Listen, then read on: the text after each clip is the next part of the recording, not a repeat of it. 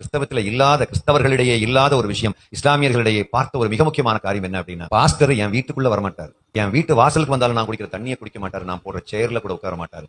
அவ்வளவு தூரத்துக்கு கடுத்த தீண்டாமையை என் கண் முன்னே நான் பார்த்தேன் அப்படின்னு அந்த தம்பி சொல்றாரு. ஆனா இஸ்லாமியருடைய வீட்டுக்கு போனா நடு வீட்டுல வச்சு எனக்கு பிரியாணி எனக்கு பரிமாறினார்கள். என்ன நடு வீட்டுல உட்கார வச்சு, அவங்க எந்த டைனிங் டேபிள்ல உட்காருவாங்களோ அதே குஷன் டைனிங் டேபிள்ல என்ன உட்கார வச்சு எனக்கு சாப்பாடு போட்டு என்ன வேடிக்கை பார்த்தாங்க. என்ன தன்னுடைய சொந்த ரத்தமா பார்த்தாங்க சார். ஒரு தடவை நான் மதுரையில பஸ்ல போயிட்டு இருக்கும் பொழுது என்னுடைய இடது பக்கத்துல அப்ப ஒரு நாள் இப்படி அந்த பக்கத்துல உட்கார்ந்து தம்பிட்ட, தம்பி உங்க பேர் தெரிஞ்சுக்கலாமா அப்படின்னு நான் கேட்டேன். உங்க பேர் தெரிஞ்சுக்கலாமான்னு கேட்ட உடனே, ஐயா நான் வந்து என்னுடைய பழைய பேர் டேனியலுங்க, புதிய பேரு ரமனுல்லாங்க. எனக்கு ஒரு ஆச்சரியம், ரமனுல்லாங்கிற பேர்ல இருந்து டேனியலுக்கு வந்தா ஒரு சுவிசேஷ ஊழியக்காரனாகி எனக்கு தேன் போல இனிக்கும் அல்லவா, ஒரு இஸ்லாமியர் இயேசுவை ஏற்றுக்கொண்டிருக்கிறார் சொல்லலாம் இல்லையா அப்படி.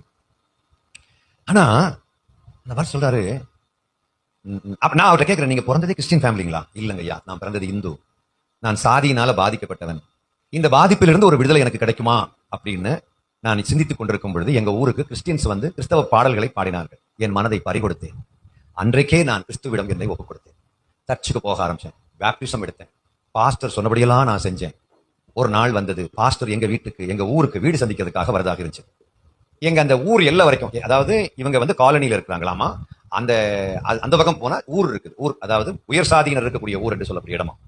இந்த உயர் சாதியினர் என்று அழைக்கப்படுகிறவருடைய வீட்டுக்கு பாஸ்டர் உள்ள போய் டீ குடிச்சுக்கிட்டு வெளியே வருவாருங்க. நான் என் கண்ணால பார்த்திருக்கேன். எப்படின்னா, என் வீட்டுக்கு வரும்போது பாஸ்டர் உள்ள வாங்கன்னு கூப்பிட்டா என் பாஸ்டர் உள்ள வரல. தண்ணி கொடுத்தா அவர் குடிக்கவே இல்லை. எனக்கு தண்ணி வேணாங்கன்னு சொல்லிட்டாரு. பாஸ்டர் உட்காருங்கன்னு சேர் போட்டா வெளியில சேர்ல கூட உட்காரல. அப்படியே வெளியே நின்று பிரேயர் பண்ணிட்டு போயிட்டாருங்க. நான் ஏற்கனவே நொந்து போனேன். எனக்கு இந்த மனுஷன் இப்படி இருக்கிறாரே, இவரு எல்லாம் துக்கம் எல்லாம் சந்தோஷமாய் மாறும்னு சொல்லி தானே நான் போய் சேர்ந்தேன் அப்படின்னு இவர் பின்னாடியே போனேன். இவருக்கே தெரியாம நான் பின்னாடியே போய் பார்க்கும்போது அந்த ஊர்ல உள்ள மக்களுக்கு வீட்டுக்கு சந்தோஷமா இவர் உள்ள போய் அவர் சாப்பிட்டுட்டு வெளியே போறாருங்க. அப்படியே நான் ரொம்ப துக்கமா இருந்தது இருக்கும்போது, அப்பவும் நான் சர்ச்சுக்கு போனேன். அடுத்த வாரம் நான் சர்ச்சுக்கு போனேன். ஆனா ஒரு கனத்த இதயத்தோடு தான் நான் சர்ச்சுக்கு போறேன். அப்படி இருக்கும்போது என்னுடைய என் கூட படிச்ச ஒரு இஸ்லாமிய நண்பர் என்கிட்ட வந்து, இந்த உண்மையான கடவுள் அப்படின்னு அல்லாவை பற்றி பேசினாரு. அதாவது கடவுள், உண்மையா நிஜமான கடவுள் வந்து இப்ப எல்லாம் யாரையும் டிஸ்கிரிமினேட் பண்ண மாட்டாரு. அல்லாஹ் கிட்ட வா, அல்லாஹ் யாரையும் புறக்கணிக்க மாட்டான். அவங்க காரியங்கள் எல்லாத்தையுமே அவருடைய ஆன்மீகத்தை எடுத்து பேச ஆரம்பிக்கும். இஸ்லாமியருடைய ஆன்மீகத்தை இந்த தம்பி கிட்ட பேச ஆரம்பிச்ச உடனே இந்த தம்பிக்கு ஒரு புத்துயிர் வந்தது போல தோன்றியது.